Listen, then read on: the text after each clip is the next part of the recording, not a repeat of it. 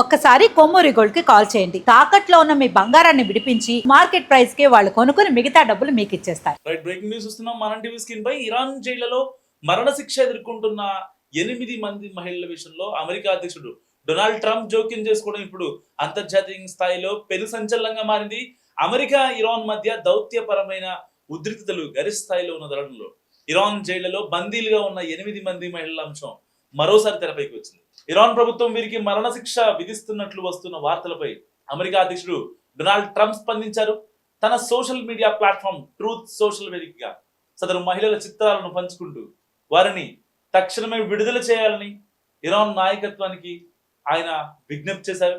So అయితే మన TV screen పై కనిపిస్తున్న 8 మంది యువతులు, సో దయచేసి ఆ మహిళలను, డొనాల్డ్ ట్రంప్ చేసిన ట్వీట్, దయచేసి ఆ మహిళలను ఎలాంటి హాని తలపెట్టవద్దు. త్వరలోనే అమెరికా ప్రతినిధుల బృందంతో చర్చలు జరపబోతున్న ఇరాన్ నాయకులకు నేను ఒకటే కోరుతున్నా, మీరు గనక ఆ మహిళలను విడుదల చేస్తే నేను దాన్ని ఎంతో అభినందిస్తా. ఇది మన మధ్య జరగబోయే చర్చలకు ఒక గొప్ప ఆరంభం అవుతుంది, ఒక మంచి ఇనిషియేషన్ తీసుకోమని చెప్పి డొనాల్డ్ ట్రంప్ తన పోస్ట్ లో పేర్కొన్నారు. అయితే మరోవైపు ఇరాన్ అటార్నీ జనరల్ ఈ 8 మంది మహిళలకు మరణశిక్ష విధించినట్లు వస్తున్న వార్తలను ఆయన తోసిపుచ్చారు. సో ఏం జరుగుతుంది, అసలు ఇన్నాళ్ళుగా రాని ఆ 8 మంది మహిళలు అసలు వాళ్ళెవరు ఏంటనేది గురించి మాట్లాడుకుందాం. సో ఎవరి 8 మంది మహిళలు? సో ఇప్పటిదాకా వాళ్ళ గురించి ప్రపంచానికి తెలియదు, కానీ అసలు ఒక రిపోర్ట్ ప్రకారం మానవ హక్కుల కార్యకర్త, ఈయన international human rights activist Eyal Yacobi and lawfare project నివేదికల ప్రకారం ఈ మహిళల వివరాలు, వారిపై ఉన్న ఆరోపణల గురించి ఈ యొక్క రిపోర్ట్స్ పరంగా మనం మాట్లాడుకుందాం. వాళ్ళ యొక్క పేర్లు అండ్ వాళ్ళు చేసిన తప్పు. So first one, Bita Hemmati. అయితే ట్రంప్ ట్వీట్ చేసినటువంటి ఆ పోస్ట్ లో ఫస్ట్ లెఫ్ట్ సైడ్ లో ఫస్ట్ లో కనిపిస్తుంది కదా, ఆవిడ పేరు బీతా హెమ్మతి.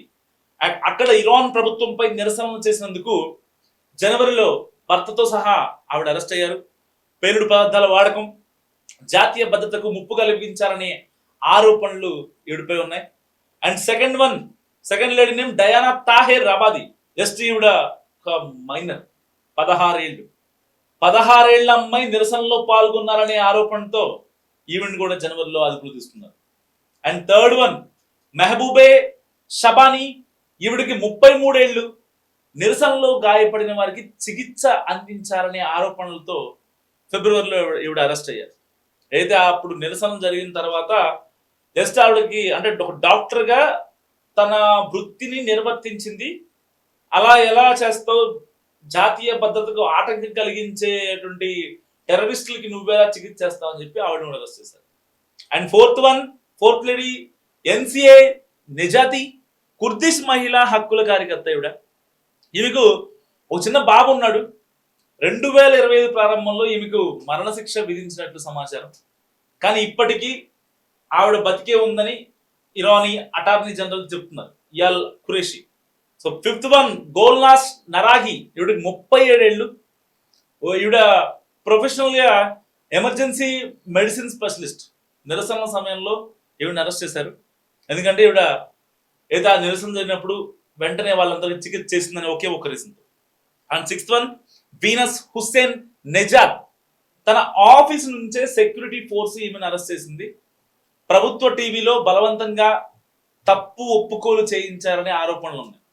సో అంటే ప్రభుత్వపరమైన టీవీల్లో అయితే మన దగ్గర ఉంటాయి కదా, దూరదర్శన్ కానీ, సంసద్ టీవీ కానీ, లోక్సభ టీవీ, రాజ్యసభ టీవీ, వాటిల్లోనే అక్కడున్న ప్రభుత్వానికి వ్యతిరేకంగా ఈవిడ మాట్లాడారనే ఒకే ఒక్క రీజన్తో ఏమిటి అంటే వాళ్ళు మాట్లాడింది తప్పు కాదు, వాళ్ళు నిరసనకారులు, ఉద్యమకారులు, ఆందోళనకారులు.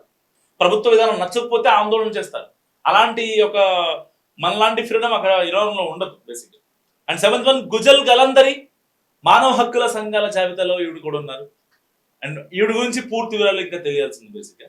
అండ్ ఎయిత్ వన్, పనాహ్ మెహాహిది. సో మానవ హక్కుల సంఘాల జాబితాలో ఉన్నారు. ఈవిడ కూడా ఈ యొక్క హ్యూమన్ రైట్స్ గురించే ఆ జనవరి ప్రొటెస్ట్లో ఈవిడ కూడా ఉన్నారు.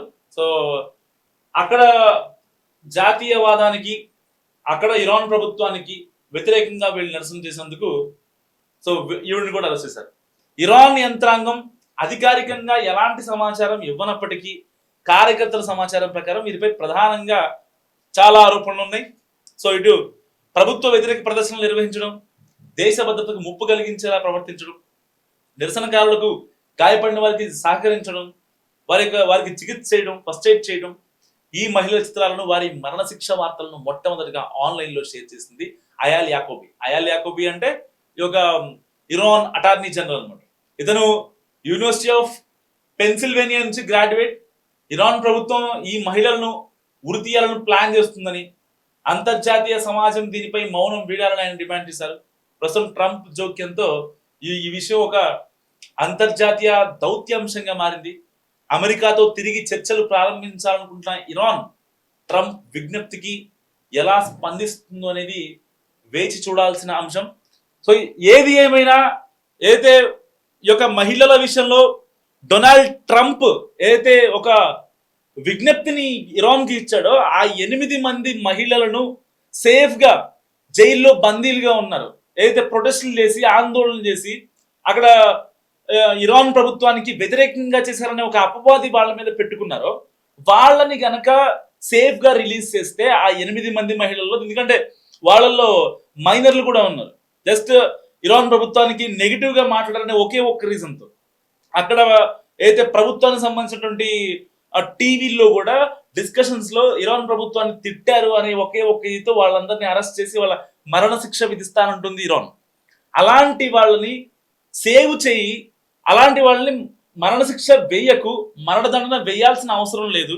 నేను చెప్పిన మాట వింటే మేము అయితే ఇరాన్ అమెరికా యుద్ధంలో మేము ఎట్టి పరిస్థితుల్లో అక్కడ మేము మీరు చెప్పిన దానికి అంగీకరిస్తాం. అయితే ఇప్పటికీ ఇరాన్ కొన్ని డిమాండ్స్ పెట్టింది, ఆ డిమాండ్స్ ని మేము యాక్సెప్ట్ చేస్తామంటూ ట్రంప్ ఒక మెట్టు దిగాడు.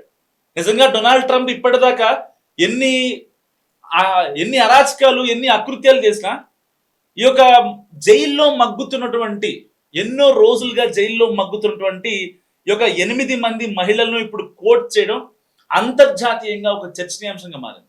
ఓకే, ఇప్పటిదాకా డొనాల్డ్ ట్రంప్ యుద్ధాలను రెచ్చగొడతాడు, దేశాలని చిన్నాభిన్నం చేస్తాడు, వాళ్ళని వెళ్ళి వాడుకొని పైకి వస్తాడు, కొన్ని ట్రిలియన్ డాలర్ల ఆర్థిక వ్యవస్థను కూల్ చేస్తాడు, ఏదో ఒక మాట మాట్లాడి సెన్సెక్స్ ని, ఇటు బంగారం రేట్ ని, ఇటు క్రూడ్ ఆయిల్ ధరని మొత్తాన్ని ఇన్ఫ్లుయెన్స్ చేసే కెపాసిటీ డొనాల్డ్ ట్రంప్ కి ఉందనుకుంటున్నాం ఇప్పుడు దాకా. బట్ అది కాదు. సో డొనాల్డ్ ట్రంప్ లో ఒక తెలియని హ్యూమన్ యాంగిల్ ఉంది. ఒక 8 మంది మహిళలు, ప్రపంచవ్యాప్తంగా ఎవరికి తెలియని ఇన్ఫర్మేషన్, ఒక ఇరాన్ కే తెలిసిన ఇన్ఫర్మేషన్. ఎందుకంటే ఇరాన్ లో ఏదైతే లాస్ట్ జనవరి 2026 జాన్ లో కొన్ని ప్రొటెస్టులు జరిగాయి. ఆ ప్రొటెస్టులో చాలా మంది ఆందోళనకారులు అరెస్ట్ చేశారు. కానీ ఎటువంటి అభం శుభం తెలియనటువంటి 8 మంది మహిళలను ఆ రోజు అరెస్ట్ చేశారు. వాళ్ళు ఇప్పటికీ జైల్లో మగ్గుతూనే ఉన్నారు. వాళ్ళని ఎలాగైనా సరే వాళ్ళని ఉరి తీయాలి, మరణశిక్ష వేయాలని చెప్పి ఇటు ఇరాన్ భావిస్తుంది. ఎందుకంటే ఇరాన్లో జాతీయవాదానికి ఒక రకమైన కుట్ర జరిగితే ఇంకా అక్కడ కేసులు, కోర్టులు, లాలు ఇలాంటివి ఏమి ఉండవు. సో వాళ్ళని హ్యాంగ్ చేయడమే అక్కడ బెస్ట్ అని ఆలోచిస్తారు. మనలాంటి దేశంలో అయితే, భారతదేశం లాంటి కంట్రీలో అయితే స్వదేశానికి, అంటే మన దేశంలో ఉంటూ స్వదేశానికి ఏమన్నా కుట్రలు తలపెడితే వాడిని కోర్టులు, కేసులు అని చెప్పి అటు ఇటు తిప్పుతారు. పెట్రోల్ బొక్క ఇవన్నీ ఏం ఆలోచించరు. చట్టం ఉంది కదా, చట్టం చూసుకుంటుంది, చట్టం తన పని తను చేసుకుపోతాను ఆలోచిస్తారు. బట్ ఇరాన్ వాళ్ళకి కాదు, వెంటనే హ్యాంగ్ చేసేస్తారు. సో అలాంటి మహిళల్ని ఇప్పుడు అంతర్జాతీయంగా డిస్కషన్ పెట్టాడు డొనాల్డ్ ట్రంప్. ఎట్టి పరిస్థితుల్లో వాళ్ళని విడుదల చేయాలి, రిలీజ్ చేయాలి, మరణదండన వేయకూడదంటూ. సో మరి ఆ 8 మందిని డొనాల్డ్ ట్రంప్ చెప్పినట్టుగా ఇరాన్ వదిలిపెడుతుందా? ఏదైతే డొనాల్డ్ ట్రంప్ ఒక మాట అన్నాడు, ఆ 8 మంది సేఫ్ గా ఉంటే మీ యొక్క డిమాండ్స్ ఏవైతే ఉంటో అన్నిటిని యాక్సెప్ట్ చేస్తానని చెప్పాడు. మరి ఇరాన్ ఏం చేయబోతుంది? మీరేమనుకుంటున్నారు? మస్తుగా కామెంట్ చేయండి.